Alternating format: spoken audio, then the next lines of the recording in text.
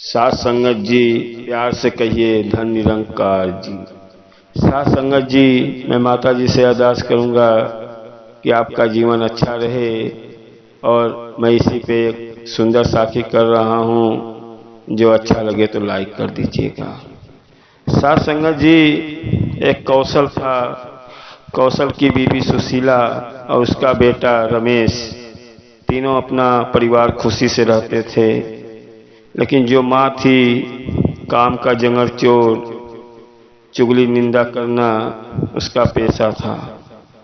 साथ संगत जी, रमेश बड़ा हो गया। सुशीला को लगा कि बेटे का शादी कर देता हूँ, अब मेरे से ये सब काम नहीं होगा, बेटा भी बड़ा हो गया है। कौशल से बोली, सुशीला ने कौशल से बोली, कोई लड़का लड़की ढूंढते हैं और रमेश की शादी कर देते हैं। कौशल ने देखा गांव में एक किसान की बेटी सपना बहुत सुंदर थी। सपना के साथ में रमेश का शादी करा दी और शादी करने के बाद जब घर पे बहू आई, अब सुशीला एक दिन भी नहीं बीता, हाथ का मेहंदी भी नहीं छूटा, घर का पूरा काम सौंप दिया। घर का बर्तन मांजना, चूल्हा पोतना, पूरे काम सपना के ऊपर आ गया। जब समय मिलता था सपना से पैर दबाना। अब सपना का ऐसी हालत हो गया है कि एक भी सास काम नहीं छूती थी। सुशीला एक भी काम नहीं छूती थी, बाहर बैठ के निंदा चुगली करना और तरह तरह के बात बोलना और सपना से दिन भर काम करवाना। अब एक दिन की बात है, सुशीला के घर पे कुछ मेहमान आने वाले थे। सुशीला ने बोला सपना से कि आज मेहमान आने वाले हैं, थोड़ा खाना अच्छा बनाना जो शिकायत ना आए। अब सुशीला बोल के चली गई। सपना जब घर में गई खाना बनाने के लिए, खाना बनाते समय उसका रसोई में उसका हाथ जल गया और सपना चिल्लाते हुए आई। सुशीला से बोली, माँ जी मेरा हाथ जल गया है, मुझे डॉक्टर के पास ले चलो। अब सुशीला बहुत चिल्लाने लगी, ये नखरा अपने घर पे रखना, अपने बाप को दिखाना, जाके खाना बना, गेस्ट आने वाले हैं, मेहमान आने वाले हैं। अब सपना रोते हुए गई और खाना बनाने लगी। अब खाना वाना बना के जब उठी तब तक मेहमान आ गए। मेहमान को खाना दिया खाने के लिए। खाने के बाद जब मेहमान चले गए, जाते समय मेहमान ने बोला, सुशीला आज का खाना अच्छा नहीं था, खाने में कोई स्वादिष्ट नहीं था। अब सुशीला का गुस्सा आसमान छू लिया। अब तो इतना गुस्सा हो गई। तब तक जॉब करके रमेश भी आ गया घर पे और रमेश से लगी बोलने, तेरी सपना ने, तेरी बीबी ने ऐसा खाना बनाया कि मेहमान जाते जाते 2 बार सुना के गए, खाना अच्छा नहीं है। मेरा तो पूरा इज्जत ले ली तेरी बीबी ने। अब रमेश गुस्से में गया अपने बेडरूम में, सपना को इतना चिल्लाया, इतना डांटा, तुम्हें दिमाग नहीं है, इतना खाना गंदा बनाती हो, मेहमान भी 2 बार सुना के गए। अब सपना मन में ही रो रही है, एक तो हाथ में घाव लगा हुआ है, ऊपर से भी पति भी डांट के गया, सास भी डांट रही है। अब सपना अपना सुबह उठी, बर्तन माजी, खाना बनाने लगी। तभी उसकी सहेली वहीं पे पायल मिलने के लिए सपना से आई।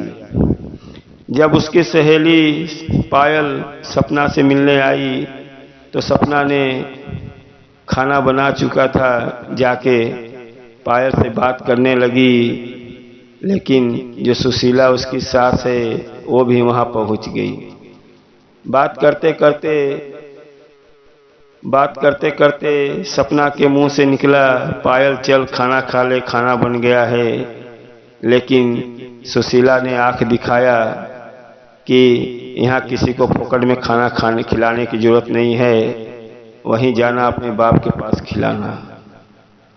अब सपना समझ गई कि सास को बुरा लगेगा और पायल को अपने घर में ले गई और बातों बात में भुलवा के खाना नहीं दिया। बातों बात में पायल पूछने लगी, ये तेरे में हाथ में चोट कैसे लगा? अब सपना रोते हुए पूरी बात बता दी कि मेरी सास ऐसी है, एक भी काम नहीं करती है, दिन भर बैठ के निंदा चुगली और यही सब करती है, और एक दिन भर मेरे से पाँव दबवाना, घर का काम करना, सब यही सब करवाती है। पायल पूरा सपना का हाल चाल लेके चली गई और जाने के बाद सपना फिर अपना घर का पूरा काम करने लगी।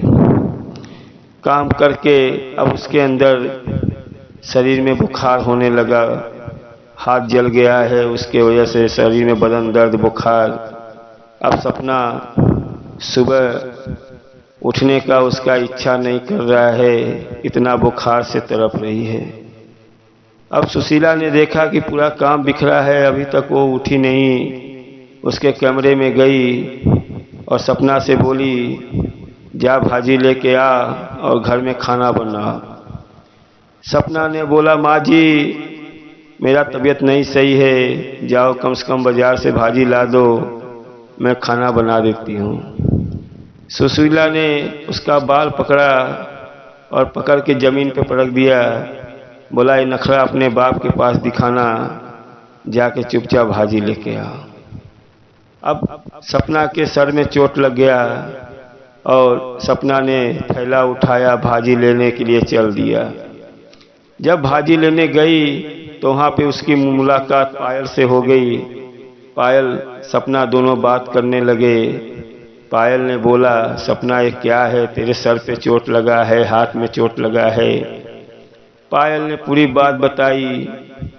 सपना ने पूरी बात बताई कि मेरी जो सास है एक भी काम नहीं करती है, उसने मुझे बाल पकड़ के जमीन पे पटक दिया, मुझे मारा पीटा।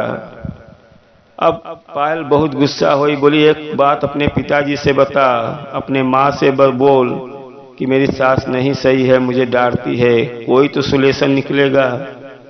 लेकिन सपना ने बोला, मेरे पिताजी को डायबिटीज है, शुगर है, तरह तरह की बीमारियां हैं, मेरी माँ का भी तबीयत नहीं सही रहता है, मैं ये सब दुख उनको क्यों बताऊं? उनको भी चोट लगेगा, एक तो पहले से बीमार है, मैं माँ बाप को दुख नहीं देना चाहता हूँ। एक कह के और सपना भाजी लेके चल दी। लेकिन पायल से उसका दुख नहीं देखा गया। पायल आई उसके माँ बाप के पास, आने के बाद पूछी, माँ जी कभी सपना का फोन ऑन आता है? सपना के माँ ने बोला, मेरी बेटी तो इतना अच्छा सास पाई है, उसके सास दिन भर काम करती है और मेरी सपना बैठी रहती है, मेरा उससे बातचीत होते रहता है। पायल ने बोला, माँ जी आप पूरी बात नहीं जानती हो, सपना बहुत दुखी में है, उसकी सास उसको बहुत मारती है, डांटती है, वो बुखार से तड़प रही है, उसकी सास एक भी काम नहीं करती है। अब किसान को बीवी को बहुत क्रोध आया कि मेरे बेटी से ऐसा ऐसा व्यवहार करती है और मेरे से फोन में बोलती है आपकी बेटी सुखी से है। अब किसान और उसकी बीवी चल दिए, अपने बेटी के घर पे आए, सपना के ससुराल पहुंच गए और बेटी के घर पे अंदर जाने लगे, तब तक सास दिख गई। सास को देखने के बाद सपना की माँ बोलती है, आप इतनी दुष्ट हो, मुझे नहीं मालूम था, मेरे बेटी को एक रोटी खाना तक नहीं देती हो, दिन भर काम कराती हो, तुम्हें शर्म नहीं लगता? इतनी बड़ी चंडालिन तुम औरत हो। अरे एक आप भी औरत हो और मेरी बेटी भी एक औरत है, समझ के लो, उसको दिन भर काम करवाती हो।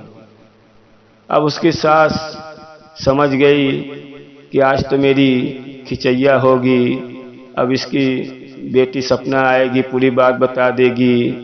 अब वो शर्मिंदा होने लगी। सपना घर के अंदर से देख रही थी कि मेरी सास क्या जवाब देगी, तब तक वो दौड़ते हुए आई, अपने माँ बाप का पैर पकड़ ली। माँ बाप का पैर पकड़ने के बाद होने लगा हालचाल। माँ ने बोला, बेटी तेरी सास तेरे साथ ऐसा करती है, तूने मुझे बताया नहीं।